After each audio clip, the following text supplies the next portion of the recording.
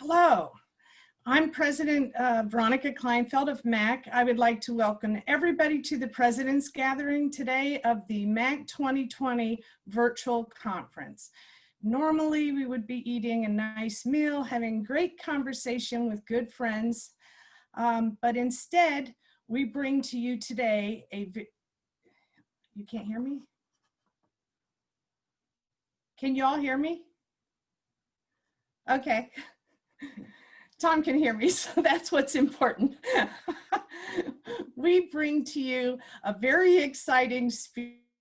Before I turn it over to Executive Director Curry to make the introduction, I would like to thank Blue Cross Blue Shield of Michigan, a very important longtime MAC partner, for sponsoring our event today. So with that, I will turn it over to Executive Curry. Thank you, Veronica. Before we start, a few notes. Coach Izzo will be taking questions. You can type your questions into the question field and we will pose the questions to Coach when we're finished. This event is being recorded and the tape of the posted event will be on the MAC website on a future date. Normally, I would enter into a long introduction of our next speaker. However, I know how that would end up. I've heard him speak before. He would interrupt me and say, Steve, enough of that. That's all a bunch of BS. But I do want to emphasize that Coach Izzo makes Michigan the state it is, emphasizes what the state it is: leadership, commitment, hard work, and success. Son of the Upper Peninsula, Dickinson County, incidentally, and Joe Stevens, a county commissioner from Dickinson County, is on. Coach Izzo is a legend in both peninsulas. So with that, Coach Tom Izzo from the MSU Spartans. Take it away, Coach. Well, thanks, Steve. You know, this is a little different, Veronica. I think it's incredibly strange times here. There's no question about that. But first of all, I want to see if I can get my road in my neighborhood fixed. Is that not counties? Is that different? Because I got some potholes that I'd like to get finished. So since everybody's always on me, I'd like to get on some of you guys, see if we can get that straightened out. So can I ask the first question? Can I get my roads fixed? Not a good answer, Veronica, not a good answer. I can't see the rest of you, but it's a privilege to talk to you. It really is, because I think anytime you get a chance to talk to people that are trying to help other people and do things, you know, for our state, for our communities, for our counties, it's big. You know, I've stayed here my entire life. I left for 6 weeks to go to the University of Tulsa. Otherwise, I've been a Youper, you know, for the first 20 some years, you know, that area up north where there's 11 months of winter, 1 month of poor sledding. And then I kind of moved down here and everybody says, well, are you from up north? They think Traverse City's up north. So it's not, you know, I'm up in God's country, 906 area code. But I have been down here for quite a few years and it's been so good to me. I love this state. I love the counties. I love the communities in this state. And I appreciate, you know, so many great things about the Great Lakes and all we have here. You know, they asked me to talk a little bit about leadership and communication and what a combination of things that is. I think, you know, we're all in something if we're leaders, if we're managers, if we're bosses, whatever we are, if we have people underneath us. You know, leadership is such an important part of our society, of our growing up, and yet it's a part that I think is getting more difficult because the only way you lead now is to get on your little phone and text and tweet somebody something. You know, I try to always argue with Nike, my uniform company, to put a little phone on the belt buckle so I can sit up my seat on my bench and text a guy, would you please guard somebody? And he could look down and text back, no, I'm not gonna, you know. That's where we're at right now. So leadership is very, very important. And to get leadership, I think you need a couple of qualities. You gotta have good communication skills. And that is getting more difficult too. People don't communicate the same way. At the end of the day, I've got to be able to look somebody in the eye, read their body language, read how they feel. I wouldn't be good hiring people over a computer. That's me. You may have to do that. That's the difficulties of your job. The difficulties of my job, as you get older, some of your clientele get older. As I get older, mine stays 17 to 22 every day. And if you remember back to being 17 to 22, those are some crazy times. Now, when you had this pandemic and we're trying to keep kids out of the bars, out of the parties, out of this, out of that, so we can, continue our normal life, 17 to 22 is a real tough age. And I'm trying to make sure that I do my part. But in leadership, I think what sometimes we do is if we haven't been in the position where we have people under us, the minute we get there, we become like dictators, like I've got to tell everybody what to do. And I think part of leadership is spending time so that you kind of bring people with you. I have a lot of parents that say to me all the time, my son leads by example. And that is the most hated phrase I have in coaching. I don't need somebody leading by example because that means the only way anybody gets it is if they're watching. I need people that lead by dragging people with them. I think good leaders get people to trust them. I think good leaders try to make people do things that even those players, for me, don't even think they can accomplish. I think good leaders are people that spend time. Trust is getting to be a hard part of our country right now. Kids grow up, they don't trust as many people. A lot of broken families, a lot of different things that go on. So I think we got to gain people's trust. And your title doesn't make you a good leader.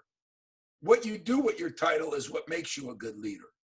And sometimes, head coach, Hall of Fame. Let me tell you something. My 17-year-olds could care less if I won a national championship. They want to know what I'm going to do for them today. So I think sometimes I've often said, back in the day, president, head of a company, head coach, president of the United States, they brought respect automatically. I don't think that's the case this day and age. I don't like it that it's not, but I think you got to, adapt and overcome the things you're going through to be successful.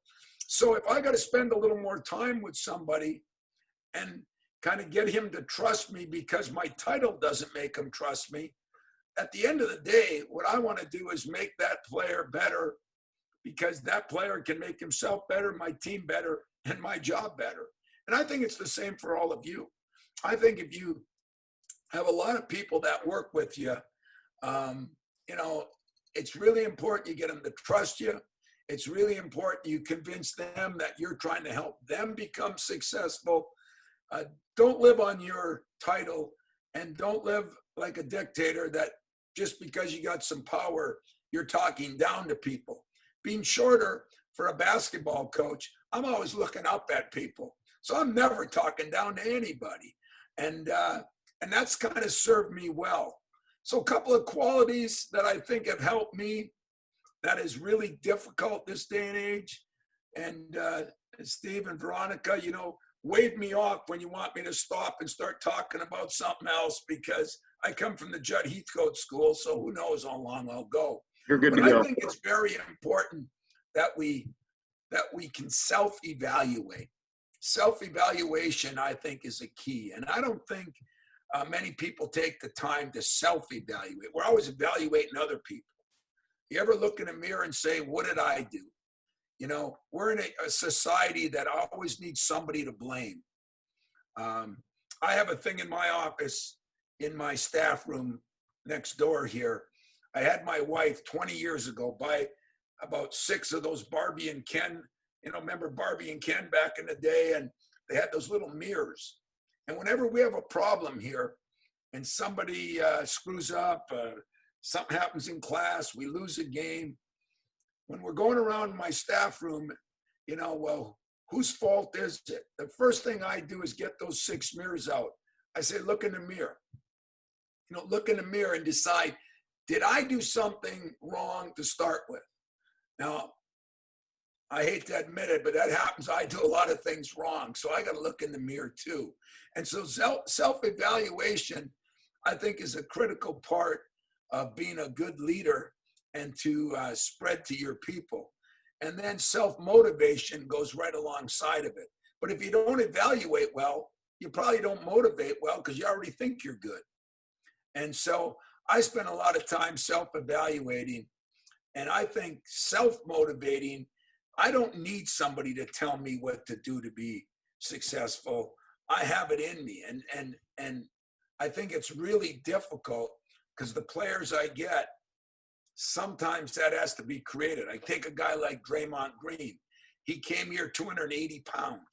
He was out of shape. I called him the Pillsbury Doughboy. If I did that today, 10 years later, some lawyer would sue me. So I don't do that anymore. But I did tell him that. You know, he got down to 240 pounds. He's 235 pounds now in the league. He's made a couple $100 million. It's all worked out for the good. The only problem is he's donated money to the school, but none to the Izzo retirement fund. So I got to work on Draymond a little bit. But he wasn't self-motivated as much at the beginning. I think you create some of that, and the culture of your organization creates some of that. And culture is a big, big word. If I was running a company, I am running a company, my own company, but developing culture is what probably takes the longest.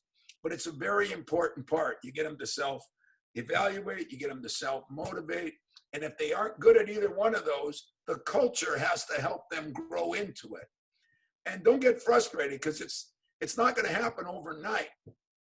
Now, if it takes too long, in my profession, I'm hired to be fired, so I'm out of luck. So I got to speed the process up a little bit. But at the same time, I think that's a critical part of leadership and being able to communicate. The other thing that I talk about, and like I said, I want to leave more of this for questions because I want to have some fun with everybody. I came up with something a couple of years ago when everybody tells me how hard they work and how much they want it. So I came up with something called the 3 L's. Do you like what you do? Do you love what you do? Or do you live what you do? And it sounds kind of strange, but to be great, I've decided in my profession, you got to at least be between love and live. And I had a guy here, Denzel Valentine, was barely rated a top 100 kid in the country. He lived what he did. It was that important to him. Morning, noon, and night, he lived it.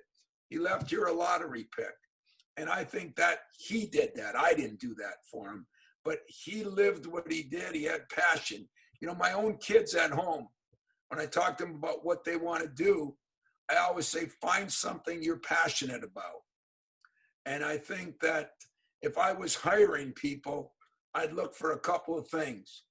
You know, do they have some sense of the subject matter that we're dealing with? But that wouldn't be at the top of my list. People skills would be, their motivation tactic, and their passion on what they really want to do. Because if you don't have passion for something, I just think you become mundane. You know, you really don't put everything into it. So I would say that like, love, and live would be something I'd say in my meetings. You know, I would talk to somebody every day about, do you like what you're doing? Do you love what you're doing? Or do you live what you're doing? And to be great, I think you got to live it. So last of all that I'm looking at is somehow, if any of you have any inside track to the Webster Dictionary, can we please bring back respect, sacrifice, accountability, and teamwork? I think those words left the dictionary, so I'm going to call Webster myself and see if we can get them back in there. But I think when I sit down with a player, I try to get them to trust me, because that's really difficult in my job. There's a lot of kids I get are fatherless, and they don't trust males. So you got to figure out what you're in and what you need to do to get the best out of the people that are under you, that work for you. Remember, our job as leaders, as bosses, whatever we are, is to make people do things they don't even think they can do themselves. And when you accomplish that, it is the greatest feeling. It's the biggest high I get. You know, when I see a kid go from a poor student to a good student, when I see a kid go from the first kid in his family to graduating, I've been here 25 years. We graduate at Michigan State by colleges. You know, the communication colleges over here and somebody over here. We have one mass one, but we have different colleges and they graduate in their college.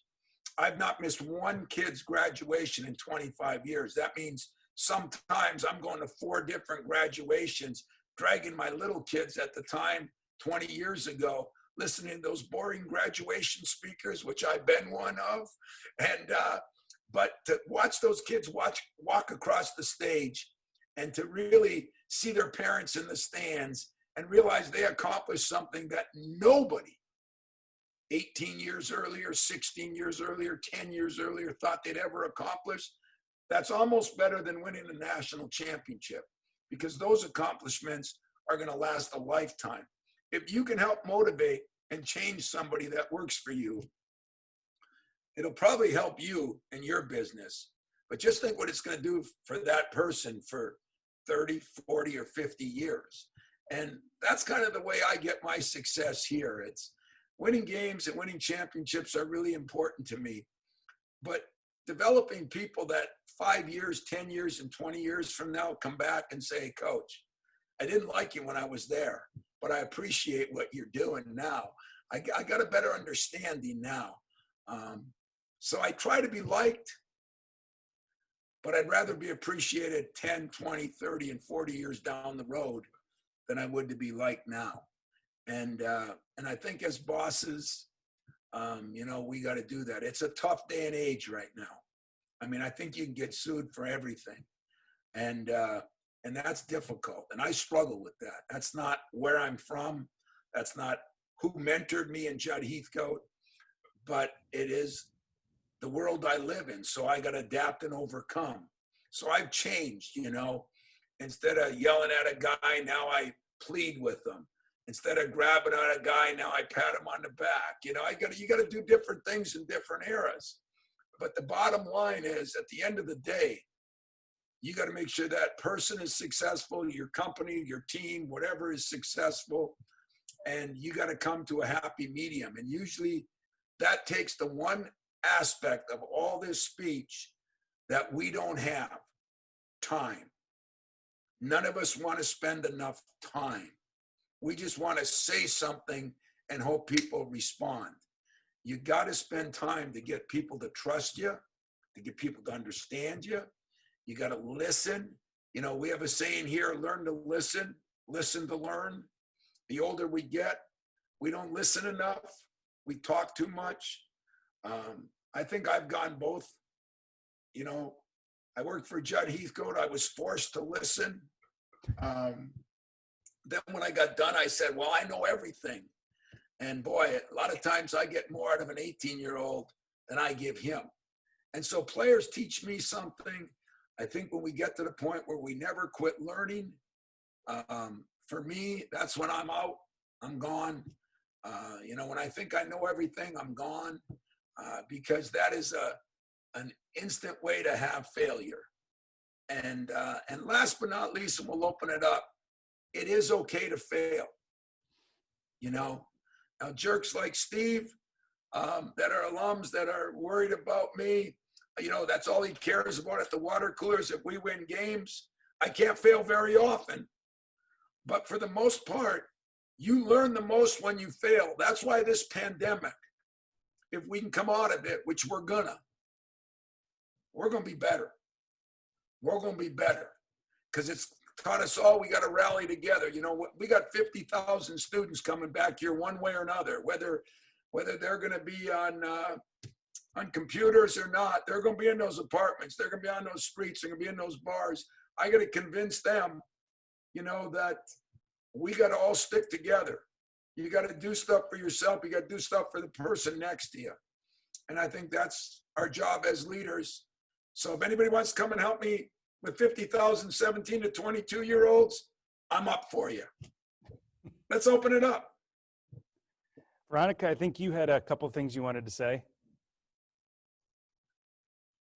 Yes, thank you. I just wanted to say very quickly, I really appreciate your words, because as elected officials, I don't think that we should consider ourselves as having power. I view us as having responsibility. a great deal of responsibility, and we affect the lives of a lot of people as you spoke. So I just wanted to say thank you for those words, because I think that's really what we're all about. Thank you. You're welcome. I agree. Yeah, thanks again, Coach, for being here today. We do have a couple of questions coming in, and then I have some for you as well. You had mentioned some of the words you want back in the dictionary. Can you kind of talk about that a little more? Well, I think we all got to respect each other. You know, we have all the racial inequities right now. We've got problems in a lot of ways. I do not think some of the higher ups that I've watched, you know, where is the respect factor?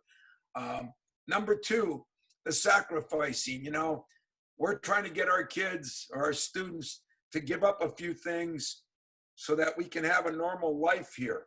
And I said to my staff, you know, we might go in the same bubble as the NBA has done. And they all said, that's okay. And I said, yeah, but that means we could be in Orlando. You aren't going to see your wife, your kids, your mother and father, you know, whoever it is, we could be down there for a month. I mean, if that happened. And then all of a sudden my assistants are looking at each other saying, oh, maybe that's not a good idea. And I got a military guy here, Doug Wojcik, who played at the Naval Academy with David Robinson. And he said, when I got done playing, we went to sea for 6 months. I didn't see anybody. And then he said, and the people that go to war are over there for 18 months. And I did have a chance to go over and visit our troops in a thing called Operation Hardwood a few years ago. And you realize that sacrificing, you know, we think sacrificing is giving up ice cream or something. You know, there's people that are sacrificing their lives. And we've lost perspective on what sacrifice is. So I think that's accountability.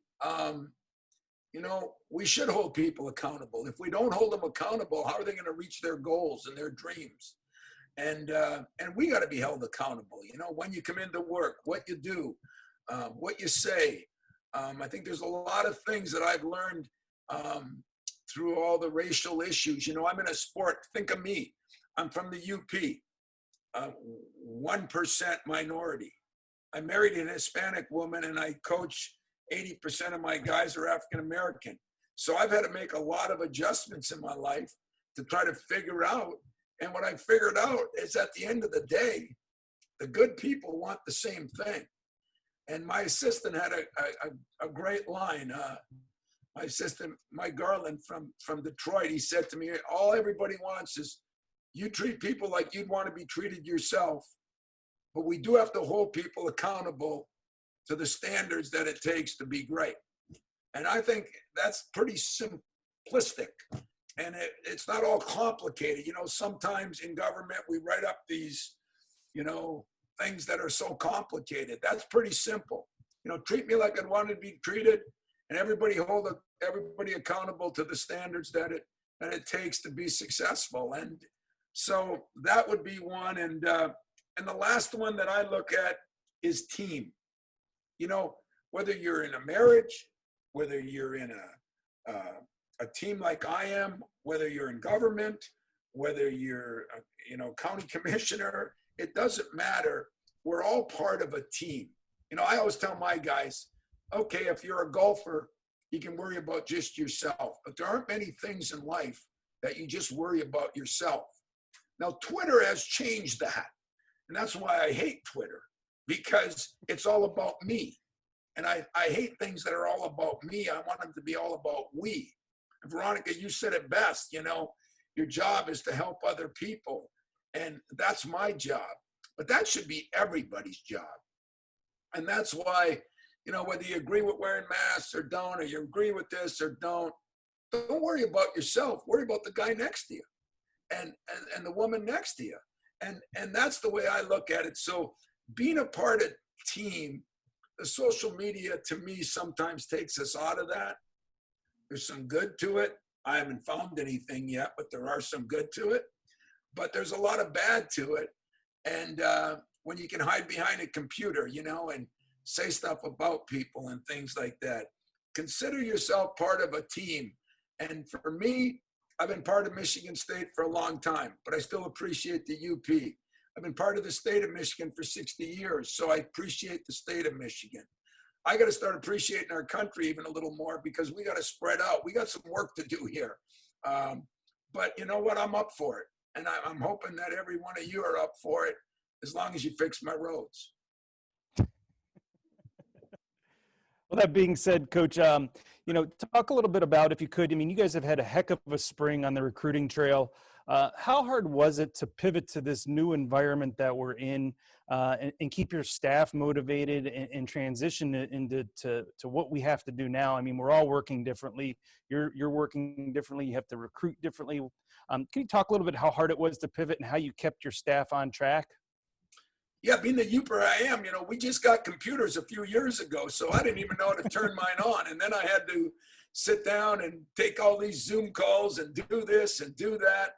And what I figured out is maybe I'm better on Zoom than I am in the house, because we have had some success recruiting. So maybe it's better they don't see me in person or something. I don't know. That's what my staff said. But I think in general, that's what you do with adversity. You kind of adapt to whatever you got to do. And you can, we all spend time complaining about it. I mean, we all do. I do, at least. But then all of a sudden, nobody cares. They just care about the results. So you got to find a way. And that's where you work together with people. And man, I brought in one of our computer guys from here. I took him to my house. How can I set this up? How can I do a better job? Now I'm in my office at work because we can come in here a little bit, but I have adjusted to it. And what I found out is maybe in some ways people get more relaxed if you're not sitting in their living room, because the conversations have been a lot better on Zoom than sometimes they are there. Maybe people get intimidated. I don't know. So I'm going to try to learn from the success we've had on Zoom. But then next year, I'm going to go back to going in the house. So I got to figure out, what do I got to adjust and how can I do a better job? Maybe I'll go into the house and carry my computer. I don't know. But I'm going to come up with something that's going to help us remain as successful as things change in our lives and we adjust without changing the principles or what we really believe in. And I think that's the key to successful people. I said it jokingly early, but I really mean this. Whenever I speak to anybody, I always look at who I'm speaking to, and I'm saying, like you guys today, I swear to you, you get older every day, just like I do. But at least some of the people around you get older with you. You get some new people, but you got some young people, some middle-aged people, and some older people. If I don't adjust quick, I got to look at bell bottoms, mini skirts. I got to look at long hair, short hair. I got to look at, it changes. So fat ties, skinny ties, I gotta get a lesson every year on the new fads, because those young kids, they change so fast. I got nobody to help me get through it, So it's an interesting dilemma, but you got your problems in your profession too. And adjusting to those and kind of being able to adjust but not change your beliefs, I think is what makes successful people successful over time. And trust me, having a good team means nothing. Having a good program means everything. It's got to be over time. If you ask me what I'm proudest of, it wouldn't be the championship. It wouldn't be the guys in the pro. I'm proudest that our program in 23 years have made the NCAA tournament every year, because that means we've been consistent. Not great all the time, but almost never poor. We've been consistent. And if you look for something you'd like in a company, in a program, in politics, is that person consistent? And if they are, boy, you can hang your hat on that. Got a question here. Coach, you mentioned the litigious environment and the importance of connecting with people and building trust. And of course, that takes honesty to build trust, right? How do you as a leader balance those lines? Well, I spend a lot of time, in my office here, those chairs that are sitting there, those are filled a lot of times at 12 o'clock at night, 1 o'clock at night, 2 o'clock. If I come back from a game and a kid had a bad game, I bring them up here. I sit them down. I talk to them.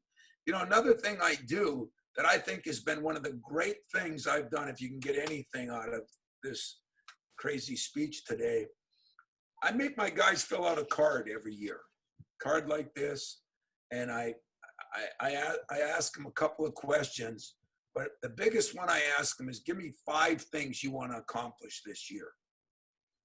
And they'll put 5 things down. It could be win the national championship. I want to be a pro.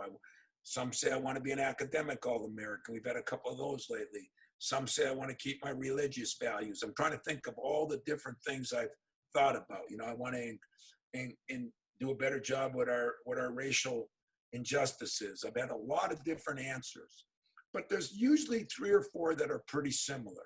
And when I get done, I put it in a drawer, and about 2 weeks later, I bring a kid in and I say, so these are your goals. You want to be a national champ. You ever been one? No. You want to be an NBA player. You ever been one? No. You want to graduate from college. You ever done it? No. I said, well, brother, you need me, because I've been part of all those. I've done them.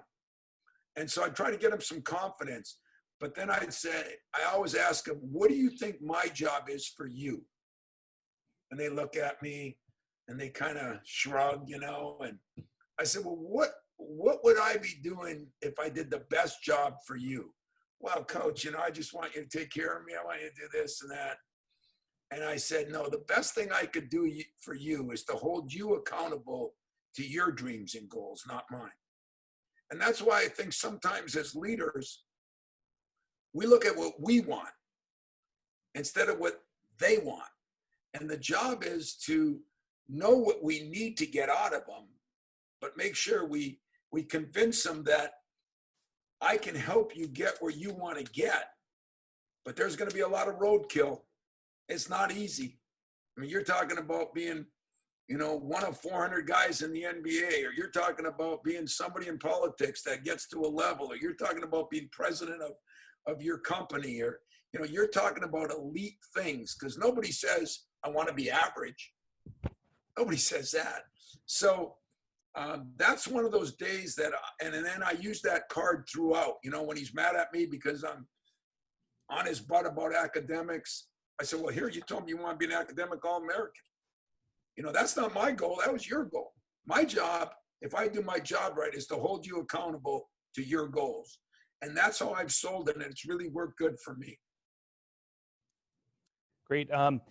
Here's another question we got. How do you personally know when a person simply is not going to get there or does not want to get there in your organization? There being a meeting or exceeding expectations or even their own goals? Wow, tough question. Because I almost never give up on a kid. I almost never. I mean, sometimes I know he's not going to get there, and I'll bring his parents in, I'll bring him in, and I'll say, it's not going to work this way. You're not going to get there this way. And I think being real with people too. I think we're in a phony world right now. Not enough people are real with people, because nobody wants to hear the truth.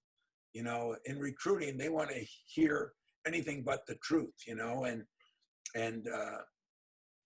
that sells sometimes. And so, I very seldom give up on a kid, but if he does get to that point at the end where he hasn't made his dreams and goals, then I think it's my job to refocus on some other dreams and goals that he can still be very successful in. It might not just be in the field. Hell, I wanted to be a professional basketball player. At 5'9", it didn't work.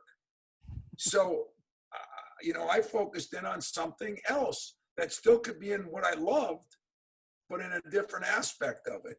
So I think, that's my job as a mentor to those kids, is I got to help them achieve their goal. If their goal is unachievable, then help them figure out a new goal so they just don't crash and burn. Yeah, great. Got a question here from Gail Patterson Gladney, and I'm going to paraphrase it a little bit. Have you ever had a situation where you've had people come from diverse backgrounds and they won't or they can't accept each other or work towards a common goal? A lot of times, I think a lot of times, because we're all from different cultures, we're all from different areas. It's funny because my black assistants, like, kids will come in with different hair, right? And I say, my one guy I went to college with, Mike Garland, and Mike says, we got to get him to get his hair cut. I said, I got a lot of fights to fight. I'm not sure I want to fight that fight. Well, to him, it means something. And I say, Mike, I was with you in college. You had an afro out to here, and I had hair down to here. So, it's just a different era, and that's why I say about long skirts, mini skirts, bell bottoms, straight leg, they're fads. And you got to figure out, what is necessary to change to be successful. And, I tell the black players I've got that you got to realize to get to the NBA, there's a lot of old white money. So we've got to figure out what we got to do to please those people. We got to figure out, and I tell my white players that, we've got to be able to deal with, since I know a large part of my team is going to be African American, I said, we've got to make sure everybody's getting along and we adjust. And I think one of the things that I've been most disappointed in through these racial inequities lately is looking at the education. We've done a poor job in our country educating. I mean, as I said, it helps that my wife's Hispanic because I listened to her situation and what she went through, and it really helps me with my own players. But man, we got to be educated, and we got to be educating all of us on the different cultures. We are a melting pot society, and there's a lot of great things about it. Hey, I love some Mexican food, I hope she loves some Italian food, I love some things that these different cultures bring. And the best thing they bring, they're all human beings that have an ability to be special and great. And it's our job to get each and every one of them there. I can relate to the haircut thing because I decided to grow my hair out a little bit, and maybe you can talk to my staff because they've been giving me a bunch of crap about it and telling me I need to get a haircut. So I don't know. I can relate. Now you'd mentioned, me being an alumni and liking winning. Of course, we all like winning, right? So I'm not that bad of an alumni for liking that. But really, one of the things that has impressed me over the years is you being leader, not only at the university, but in the community here in Lansing, East Lansing area. Over the years, how do you think your role has changed as being leader in the community and the university? Outside of the COVID, that kind of adds another whole wrinkle, but just in general over the years, what do you see your role as a leader here? Because I've kind of seen some things. Well, I think if you have success in whatever you do, you got more people looking at you. If more people are looking at you, you can impact more people. You can help more people. I just thought, not the name drop, but I was watching Charles Barkley on TV last night, and I've gotten to know Charles through some things I've been involved with. And he came out with that famous line 20 years ago, I'm not a role model. Athletes shouldn't be role models. And I disagreed with that. I think all of us are role models because somebody's looking you ever heard that poem, there's little eyes are watching, everybody's a role model to somebody. And I think I've been privileged. The university I work for, what they've done for me, the community I live in, and if you've been privileged and you've been given a lot, you've got to give back some things. And so I do look at myself that I have a responsibility, and that responsibility is a privilege. It's not a burden. And I think, boy, if you ever got to the point in your life, besides your own kids, where you can impact other people, that's a powerful feeling, man. That is the greatest feeling of all, that you actually can be a difference maker. In sports, we're all looking for difference makers. Who's that guy at the end of the game that can make a difference, And here I am, and I think I could be a difference maker to some people. I do try to speak at hospitals. I try to go to elementary schools. When I first got the job, I remember going all over Pewamo, Westphalia, some of the metropolitan areas of this area, and speaking about smoking, to these high school kids. And hell, I hadn't won a game yet. In fact, it took me a while to win some games. So good thing I spoke early. But I said to myself then, my title gave me a little bit of that. And so if you have success and you have a title, then you have a responsibility, but it's a good responsibility. It's not a bad responsibility. Yep, true. All right, here's a question from Jim. Coach Izzo, were you north side or south side Iron Mountain? Did you get along with the other side? And what are your thoughts on some of the name changes of mascots of some of the pro and high school teams? You know what? I was on the west side of Iron Mountain. Not that we have that many sides. It was only 7,000 people. So, but the north side, where my buddy Mariucci lived, was where most of the Italians live. It was across this like mine shaft that had a bridge to it. And so I was a west sider. He was a north sider. I'm not even sure there was a south side. I think there was an east side. But all of them were about 3 blocks apart, you know, because it wasn't that big of an area.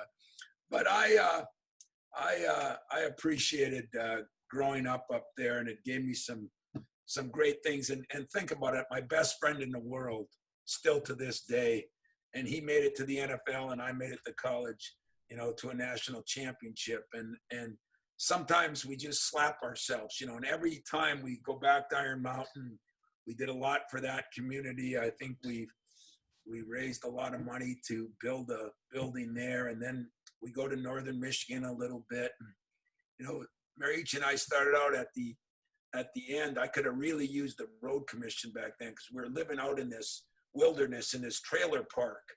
And my first 3 investments were 3 different trailers: a small single, a bigger single, and then a double wide. And to this day, we go back there, take pictures, meet the people that are living there. It's our back to reality day, and it's awesome. I mean, it's one of the great things. So that's that. But as far as, you know, the different mascots, I do get confused because I'm not educated. I don't understand, you know, like I looked at going to Illinois and seeing the chief out there as a compliment, because I wasn't educated enough to understand what Redskin meant or this or that. So as I learn all those things, I have an appreciation that different things offend different people. Sometimes do I think we're taking it to a level that everything offends everybody? Sometimes I think that, but then again, you know, I might not be that person, you know, and so I just try to adapt to say, you know, we live in a multicultural society, and we have to respect the different ethnic things or cultural things that happen within the society we live, and maybe, you know, learn to listen to learn, and figure out why those things happen. There's a reason why they happen. So, you know, I'm not going to be crazy. I'm glad Sparty doesn't offend anybody right now. He just beats everybody up. So Sparty's cool. We have no problems yet, and I'm just going to stick with Sparty. Yeah, and we appreciate how Sparty beats up on the Wolverines sometimes too. That was I just had to throw that in there for my friend Shelly Taub. Another question here Shelly, is that was him, not me. some people say perception is reality. Being so visible, how much time do you focus on what people may perceive versus being authentic in the moment, especially considering the unforgiving world of social media? You know, I guess they'll say I get paid a lot of money to take the abuse, but unfortunately my wife and kids don't. And, you know, it goes with the territory. It's like politics. It goes with the territory whenever you're a public figure in any way, shape, or form. But I'd rather somebody come up and punch me in the mouth than get behind a computer and tell me, you know. I'd rather somebody come up and call me out than do that. That'd be my only wish. But at the same time, you know, I appreciate that people like you, Steve, are so mad if we lose that you probably do call me names. You probably do kick the TV. You probably do yell at your wife or something, you know. If somebody's that passionate about something I'm doing, God bless them. You know, I got to take the negative with the positive, okay? So it is difficult because of the social media. Your family, my mother is 94. thank God she's like her son. She's not on the social media. But to hear the things and see the things people say, and sometimes so uninformed on reality, but at the same time, you have good and bad things about your profession. I have good and bad things about my profession. All you can do is adapt and overcome, as they say. Right, right. Well, I'm not that bad, Coach, although my kids' first words might have been "go green" out of their mouth. I mean, but I'm not that At least bad. it's not that Izzo. He's so I guess that's better. Got a question here from Christian Marcus up in Antrim County. Do you currently sponsor instructional coaching mentorship programs for young coaches, or how are you involved with younger coaches? We have a summer camp, except for this year, that we try to bring in high school coaches and everybody. That's how I started here. I worked this summer camp. I became a GA. I worked my way up, and that's what I did. But we invite coaches here a lot. Judd Heathcote, my mentor, was unbelievable. He was a high school coach for 16 years. So he thought the most important people in the world were high school coaches. And man, to this day, he had a rule that if any coach wanted to come to practice, he was allowed. Now, as coaches, we're a little wacky, where we think everybody's spying on us. So we're very, like Bobby Knight, you couldn't get into his practice if no matter what you did. Like my practices to any coach are open. If we're going to the Final Four the day before, my practice is open to coaches. That's my way of remembering Judd and giving back to the people that are trying to do what I did, come up from high school to try to get in a small college, to try to get at this level. And as they say, don't forget where you came from and don't forget what it took to get where you are. And so I try to do that and open it up. I let guys come in and watch film here. I send out stuff, and I'll do clinics when I go places. But I think that is another part of our obligation. If you're really good at something, why not help other people? And somebody will say, well, maybe that guy's good enough to take your job. Hey, if he is, God bless him. He did a hell of a job. And then he goes on my tree of people that I've helped get somewhere. I got another question here. In working with so many young adults over the years and in raising your own, what advice do you have parents in helping their kids set and reach their goals? Hang on. It's a hell of a ride. I'd say be honest with them. I'd say let them know there's a price to pay to every level you want to get. Don't think you're going to get somewhere without working.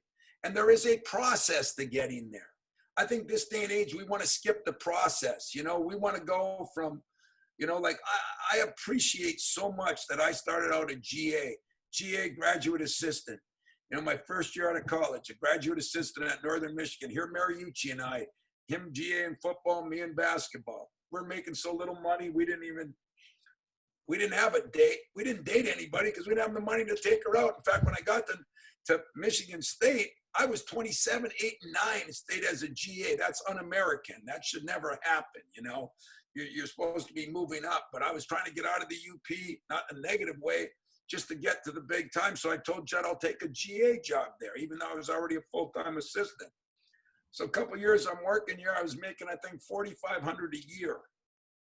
And my mother would come down. I was 28. She says, when are you going to get married? I said, when are you going to find a woman that'll marry me making $4,500 a year? Well, she couldn't find one, so I had to wait a few more years. And I don't blame them, because I wouldn't have either. But, you pay a price, you sacrifice, and you got to figure out how long. I mean, I was at the last year, man. I almost took a job at Michigan Tech Division II because I couldn't get a full-time job. Then all of a sudden, University of Tulsa opened. 6 weeks later, Judd hired me back here because the guy left. 5 years later, I'm the head coach. And 5 years after that, we won a national championship. So I'm kind of I live in Disneyland. This is not real. This is Disneyland for me. I know you got to get going here, Coach. Getting a lot of comments about thanking you today. I've got a quick question from Bob Showers. Is Q Alverson still with you keeping stats? He's a good friend of mine, and he thinks the world of you. So He's that? not, but everybody moves on, and some of these guys they just constantly do. I mean, that's the name of the game too. That you don't stay somewhere too long unless you're the head coach. Then you hope you stay somewhere pretty long. But I've had some incredible people that have been involved in our program. I mean, let's face it, for all of us, we're only as good as the people around us. We really are. We can, pound our chest like we do this and do that. If it wasn't for my staff, my assistants, my trainer, my video guy, my strength coach, my statisticians, all those people have a role. And that's why culture in a place is so important. And I think this day and age, we fire people so quickly that they don't get a chance to build their culture. I mean, culture, my third year, I mean, I was almost out. Guys like you, Steve, were saying, we got to get rid of that guy because he just lost to University of Detroit in Central Michigan. So I know you were on that bandwagon. I saw that sign you had out in front of me here. But, I almost lost my job in my third year. And Mike Krzyzewski called me, and he told me that into his fourth year, him and Dean Smith were hung in effigy, They were done. And nowadays, I'm not sure guys would get 3 or 4 years. And I'm not even sure in companies. Do we give people a chance? Do we mentor them? Do we educate them? And do we give them a chance? Because there's a lot of people. Failure breeds success if it's handled right. And there's a lot of people that maybe didn't start out so good that ended up great people. What's the old Abraham Lincoln, if you ever read that thing on him, he failed like 6,000 times and all of a sudden he's president, I don't know if we give people a chance to do that this day and age. And to me, that's sad because everybody picks up differently. But after year 3, it was halfway through year 3. And I remember having a meeting downstairs in a room like my staff room and told my staff, listen, I'm probably getting fired. So we got to change, And I had a secretary that was my sister-in-law. Any of you have a secretary that's your sister-in-law? Bad idea. Don't do that. But she was. And she was, I thought an 8 to 5 gal, 8 to 5. And I said, you got to stay after a little bit. I need some help at night. I need this. I need that. And I said, I don't need you in the starting blocks at your desk at, 4:50, 9:50. I need you to work a little extra. And everybody kind of came together. And after that meeting, as dumb as this sounds, we went 18-4 and won our first Big Ten championship. And I look back to this day, I said, that's the day that I realized I had my janitor in there, I had my secretaries, I had my academic people, I had everybody that touched my program. And I just realized there's so many different people. If this office isn't clean, if this guy doesn't come in and clean it every night and spray it, I wouldn't even be allowed in here with the pandemic now. So many people do some work and everybody makes different amounts of money, but they're all valuable. So those of you out there that aren't making as much as some other people, you still have great value. And you do your job. As Bill Belichick, the famous coach at the Patriots, says, at the end of the day, just do your job. If you do your job, there's a good chance for success. Yeah, I echo those comments on culture. I mean, it gets you through so much. We're experiencing it now with, we've had to cancel 2 of our conferences this year and pivot to virtual, and we're all working through it. But my staff's done a great job of pulling this stuff together quickly and really flying by the seat of their pants and doing it. But it's come off very well, and I hope everyone appreciates that. So, Coach, I appreciate your time today. I know you've got to get to another call. It's been great having you. I'm not as hard on coaches as he says I am, to be honest. I appreciate all the Spartans out there. Coaches especially, they have a tough job. But thank you so much, Coach. And we look forward to a basketball season. Hopefully we'll get you on the court here, and look forward to everything you do and the success you'll have in the future. Thank you so much. Well, Steve, I want to close by saying this. It's one of the rare times. I just got off a call with Juwan Howard and our other Big Ten coaches, and And, you know, definitely rivalries are the greatest thing, you know, they really are. They're fun. But when you go through certain things in the world, and we're going through one right now, there are no rivalries, you know. That woman that's the Michigan fan that you know, you get her a cup of coffee and a donut today, because we got to all stick together. We got to all stick together, and we got to get this place back where it belongs. And I don't care what school you're from. I don't care what side of the aisle you are in politics. We really need to learn from a locker room. In a locker room, you can have white people, black people, Hispanic people, foreign people, young people, old people, and those that bring everybody together win championships. And I think if we could do that as a society and learn from a locker room, as crazy as that sounds, we'll get through this. We'll be better. I appreciate you guys giving me a chance to meet a new group. Now I'll close by saying, fix my damn roads. See you guys later. Have a good day. Thanks a lot for having me. Thank you, Tom. Thanks. Thanks, Coach. All right. Thanks again, Coach, for your time today. And thank you to our members for joining us. This concludes week 1 of our activities for the conference. We'll resume next Tuesday morning. Please consult your registration emails and conference program for details on the upcoming conference events. You can also visit the conference page of the MAC website at micounties.org. We wish to thank our sponsors who help ensure the quality content while keeping costs down to our members: Blue Cross Blue Shield of Michigan, Enbridge, MMRMA, Consumers Energy, MAC Service Corporation, Michigan Counties Workers' Compensation Fund, and 44 North. So thank you and have a great day.